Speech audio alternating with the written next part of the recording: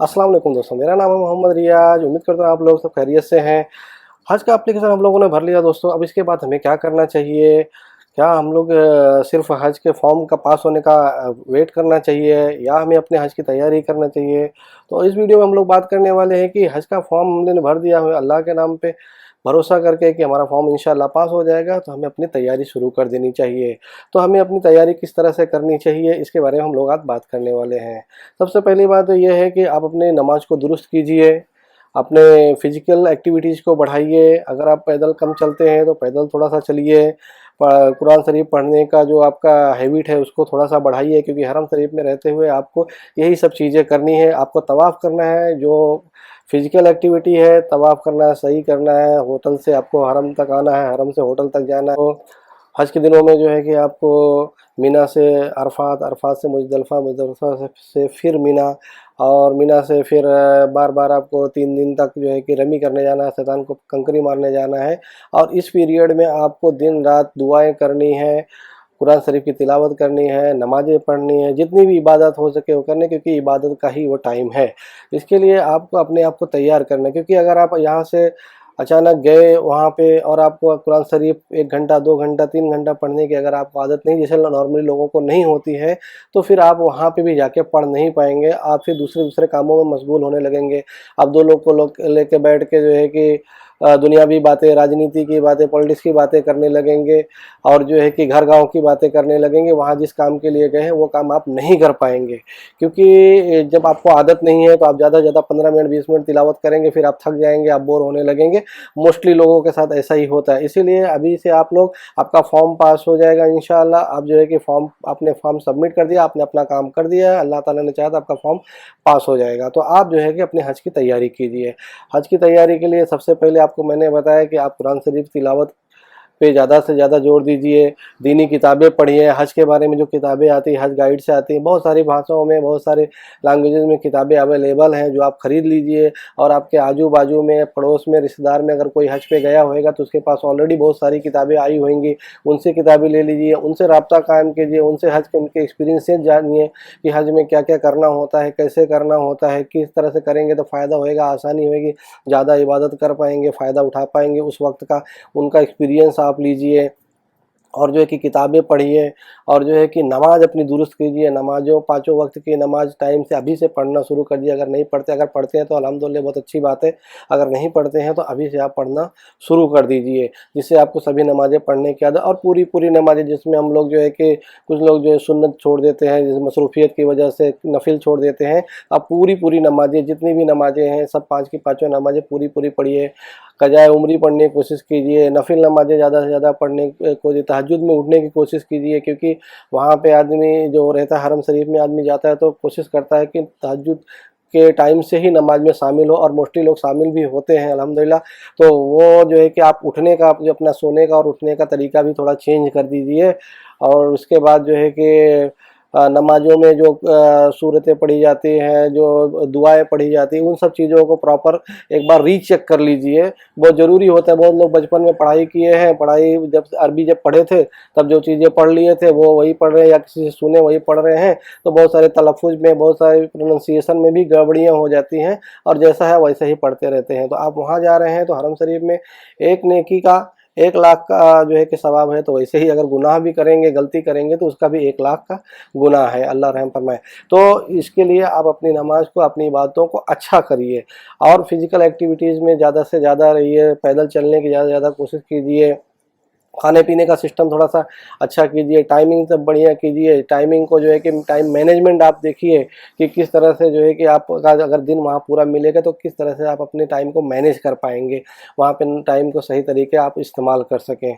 और उसके बाद जो है कि फिर जैसे जैसे हज के नज़दीक आने लगेगा, जब आपका फॉर्म पास हो जाएगा ईद के नज़दीक, तो इंशाल्लाह बहुत सारे एरियाज़ में जो है कि हज कमेटी जो है कि हज ट्रेनिंग कैंप्स ऑर्गेनाइज करती है, तो जिसे आप ज़रूर से ज़रूर फॉलो कीजिए। अगर आपने पहले हज या उम्रा किया हुआ है तो भी ओवर कॉन्फिडेंस में बिल्कुल नहीं जाएं, उसको जो है कि फॉलो ज़रूर करें। वहाँ पे जहाँ भी इस तरह से आपको आता है कॉल के, यहाँ पे इस महीने, इस हफ्ते, इस दिन, रात को, दिन में, जब भी है कि हज का ट्रेनिंग का मतलब किया गया है, उलमा आ रहे हैं सिखाने के लिए, तो ट्रेनर्स आ रहे हैं तो ज़रूर उसको फॉलो करें, ज़रूर उसको अटेंड करें, क्योंकि उससे बहुत ज़्यादा फ़ायदा होएगा। क्योंकि दूसरों की बताई हुई बातों से और ट्रेनिंग जो होती है उससे बहुत फ़र्क होता है, और जितनी चीज़ें जानकारी आपको होंगी उतना ही आप वहाँ पे सेल्फ कॉन्फिडेंट हो पाएंगे, चीज़ों को कर पाएंगे, और खुद तो खुद करेंगे और दूसरों को भी इंशाल्लाह बता पाएंगे। तो इसके लिए जो है कि हज का जो ट्रेनिंग कैंप होता है, हज कमेटी भी ऑर्गेनाइज करती है, और बड़ी बड़ी जगहों पे जैसे कि जो स्टेट हज कमेटी का ऑफिस वगैरह होता है वहाँ पे, जैसे मुंबई में हज हाउस है वहाँ पे भी होता है, और स्टेट हज कमेटी जो मुसाफिर खाना में है मस्जिद बंदर पे वहाँ पे भी होता है। वहाँ पे तो इंशाल्लाह जैसे फॉर्म पास हो जाएगा वैसे ही आपको कॉल आने लगेंगे, और एवरी संडे वहाँ पे जो है कि जोहर की नमाज के बाद से असर की नमाज तक का एवरी संडे वहाँ पे प्रोग्राम रहता है, और बहुत सारे लोग माशाल्लाह वहाँ पे शिरकत भी करते हैं। तो आप भी करिए अगर महाराष्ट्र में हैं। अगर आप महाराष्ट्र में और यूपी, बिहार या किसी दूसरे स्टेट में से हज पे जा रहे हैं, आपका फॉर्म वहाँ से पास हुआ है, लेकिन आप काम धंधा ये शहर में यहाँ पे करते हैं, मुंबई में करते हैं, तो भी आप उसको फॉलो करें और वहाँ पर जो है कि जाके अटेंड करें। तो क्योंकि ट्रेनिंग तो सब जगह एक जैसा ही काम आने वाली है, इसलिए आप वहाँ से ट्रेनिंग जहाँ से भी हो सके ले लेंगे। और अभी तो माशाल्लाह बहुत अच्छी बातें हो गई हैं कि हर एरिया में, सिटीज़ में जो है कि हर मोहल्ले एरिया में जो है कि कुछ ना कुछ लोग जो NGOज रहते हैं, मस्जिद वाले रहते हैं, मदरसे वाले रहते हैं, वो लोग भी अपना हज का जो है कि ट्रेनिंग कैंप अपने मोहल्ले वालों के लिए, सिटी वालों के लिए रखते हैं। तो वो डेली बेसिस भी रहता है। रात के टाइम ऐसा रहता है कि मोस्टली ऐसा टाइम रखते हैं कि जिससे आप लोग काम धंधा करके फ्री होके आ जाएं और जो है कि उसको अटेंड कर सकें। तो आप उसे बिल्कुल ये मत इग्नोर करें कि चलो अभी तो हज आने वाला, पता नहीं अभी पास होएगा नहीं पास होएगा, फिर उसके बाद जब पास हो गया तो चलो ठीक है अभी पैसा भरना बाकी है, अभी ये हो जाएगा, अभी ईद है, अभी रमज़ान है।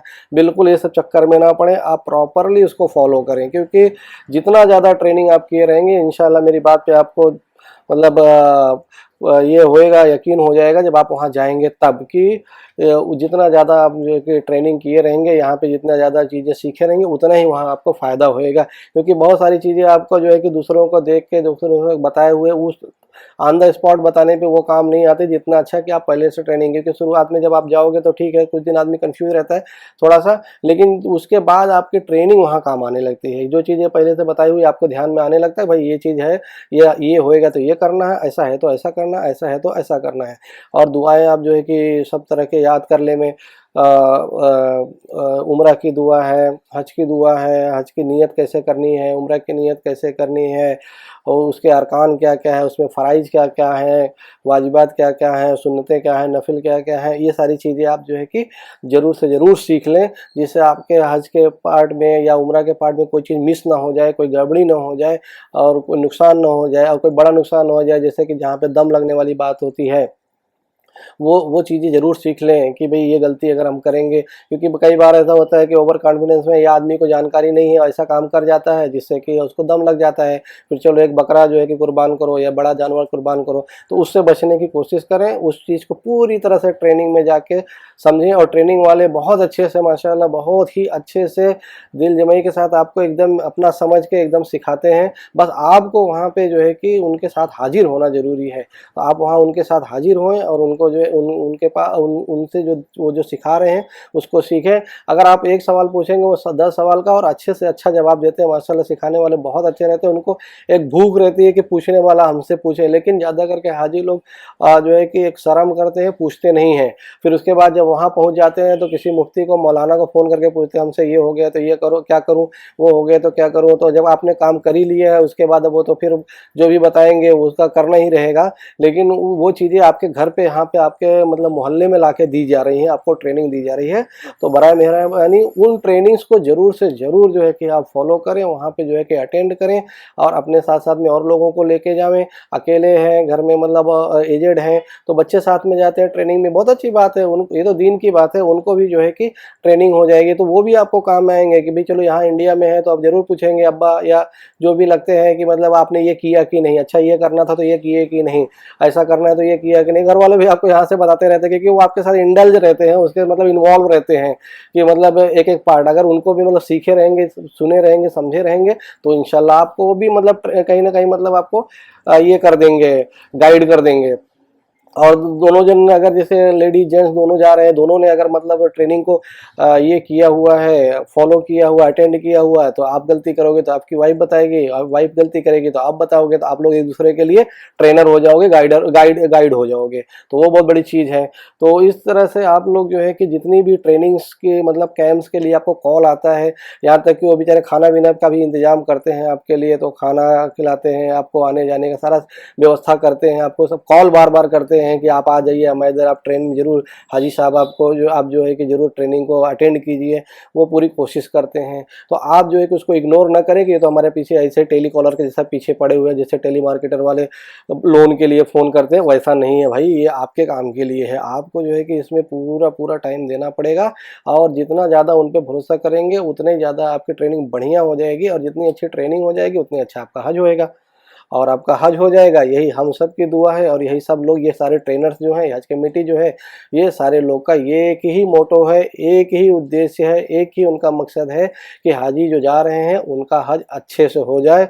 अल्लाह करे कि आप सबका हज अच्छे से हो जाए, और जो है कि आगे से इंशाल्लाह हम लोग जो है कि जैसे जैसे हज आता रहेगा, हज का ज़माना जैसे जैसे आएगा, तो हज की ट्रेनिंग के बारे में, हज के अरकान के बारे में, हज में क्या करना है, डूज एंड डोंट्स, और मतलब कैसे अपने आप को ट्रेन करना है, कैसे उसके लिए तैयार करना है, ये सब चीज़ों के बारे में वीडियोज़ इंशाल्लाह हमारी आएंगी। तो इसलिए आप चैनल को ज़रूर से ज़रूर सब्सक्राइब कर लीजिए, जिससे जब भी वीडियोज़ आए आपको नोटिफिकेशन मिले, आप जल्दी जल्दी देखें उसे और उससे फ़ायदा उठाएँ।